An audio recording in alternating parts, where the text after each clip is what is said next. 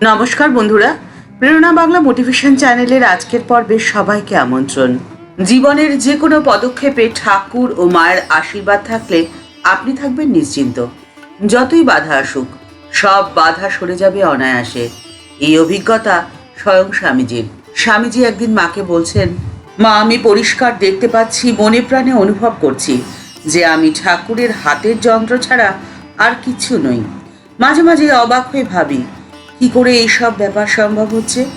কি করে পাশ্চাত্যের স্ত্রী পুরুষে ঠাকুরের বাণী প্রচারে নিজেদের জীবন উৎসর্গ করতে স্বেচ্ছায় এগিয়ে আসছে? মা, আপনার আশীর্বাদ নিয়ে আমি আমেরিকায় গিয়েছিলাম। তারপর যখন বক্তৃতা করে সেখানকার লোকেদের মুগ্ধ করতে পারলাম, তাদের কাছ থেকে বিরাট সংবর্ধনা পেলাম, তখন বুঝতে পারলাম মায়ের আশীর্বাদের ফলেই এই অলৌকিক কাণ্ড ঘটেছে। যখন একান্তে থেকেছি তখন স্পষ্টই অনুভব করেছি, ঠাকুর যাকে বলতেন মা কালী, তিনি আমায় পথ দেখিয়েছেন।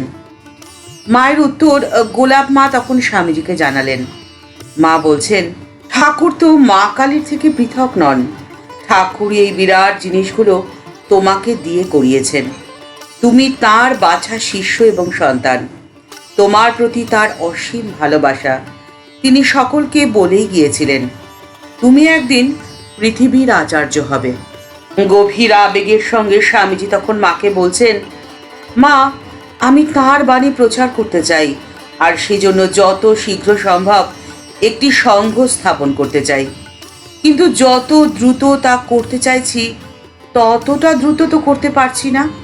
সেজন্য আমি বড্ড কষ্টে আছি মা। তখন মা গোলাপ মাকে দিয়ে নয়, নিজেই কোমল স্নেহাদ্র কণ্ঠে স্বামীজিকে বলছেন, চিন্তা করো না, তুমি যা করেছো আর যা করবে সবই যে চিরকালের জিনিস। এই কাজের জন্যই তো তুমি এসেছো। হাজার হাজার মানুষ তোমাকে পৃথিবীর সেরা আচার্য বলে গ্রহণ করবে। স্থির যেন, ঠাকুর শীঘ্রই তোমার ইচ্ছে পূরণ করবেন।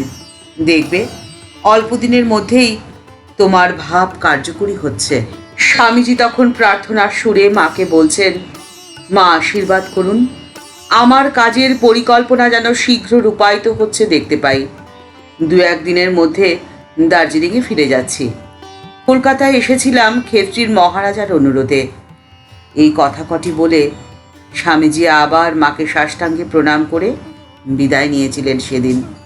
স্বামীজি এবং মায়ের এই কথোপকথনের সময়টি 1897 খ্রিস্টাব্দের এপ্রিল মাস। সেই সময় শ্রী শ্রী মা কলকাতায় এসে কয়েকদিন কাটিয়ে গিয়েছিলেন। বাগবাজারে গঙ্গার ধারে তার জন্য ভাড়া করা একটি বাড়িতে তিনি কিছুদিন কাটিয়েছিলেন। আর ঠিক সেই সময় স্বামীজির বন্ধু ক্ষেত্রীর রাজা আরও কয়েকজন দেশীয় রাজার সঙ্গে কলকাতায় এসেছিলেন। সকলেই রানী ভিক্টোরিয়ার রাজ্যকালের হীরক জয়ন্তী উপলক্ষে আমন্ত্রিত হয়ে লন্ডনে যাচ্ছেন। মহারাজার একান্ত ইচ্ছে ছিল স্বামীজি তার সঙ্গী হবেন। সমুদ্র যাত্রার সময় বাধ্যতামূলক বিশ্রামে স্বামীজির স্বাস্থ্যেরও উন্নতি ঘটবে। তাই জন্যই তিনি স্বামীজিকে কলকাতায় আসতে আহ্বান করেছিলেন, যাতে যাত্রার আগে প্রয়োজন মতো ডাক্তারের পরামর্শ নেওয়া যেতে পারে। আর ঠিক সেই অনুসারেই স্বামীজি দার্জিলিং থেকে কলকাতায় এলেন। শিয়ালদা স্টেশনে নামার পরে স্বামীজি গেলেন মায়ের সঙ্গে দেখা করতে। সে এক স্মরণীয় ঐতিহাসিক মুহূর্ত। পাশ্চাত্য থেকে বিপুল যশ ও গৌরব নিয়ে প্রত্যাবৃত স্বামী বিবেকানন্দের সাথে শ্রী শ্রী মায়ের এই সাক্ষাৎ দৃশ্যটি দেখার সৌভাগ্য খুব অল্প কয়েকজনেরই হয়েছিল, আর তারা প্রত্যেকেই তখন আনন্দে বিহ্বল। মা অন্য দিনের মতো অবগুণ্ঠনে আবৃত থেকে ঘরের দরজার সামনে দাঁড়িয়েছিলেন, আর স্বামীজি সাষ্টাঙ্গে প্রণাম করছেন মাকে। সে যেন এক স্বর্গীয় দৃশ্য। পৃথিবীখ্যাত বিবেকানন্দ শ্রদ্ধায় ভক্তিতে অনুগত সন্তানের মতো শ্রী শ্রী মাকে সাষ্টাঙ্গে প্রণত। দীর্ঘ 7 বছর পরে স্বামীজিকে দেখলেন মা। তিনিও গভীরভাবে আলোড়িত, স্থির, নির্বাক, যেন সমাধিমগ্ন হয়ে রয়েছেন। গোটা পরিবেশ তখন অবর্ণনীয় মহিমা এবং দিব্য আনন্দে পরিপূর্ণ। স্বামীজিকে দেওয়া মায়ের এই আশীর্বাদ পূর্ণ হতে বেশি সময় লাগেনি। ঠিক 1 বছরের মাথাতেই প্রতিষ্ঠা হয়েছিল রামকৃষ্ণ মঠ ও মিশনের। আপনি যদি ভালোবেসে আন্তরিকভাবে কোনো কিছু করতে চান, তাহলে ঠাকুর এবং মায়ের আশীর্বাদ সব সময় থাকবে আপনার মাথায়। তাই আপনি নির্ভয় নিশ্চিন্তে থাকুন। ঠাকুর মা ও স্বামীজির চরণে প্রণাম জানিয়ে আজকের পর্ব এখানেই শেষ করছি। দেখা হচ্ছে পরের পর্বে।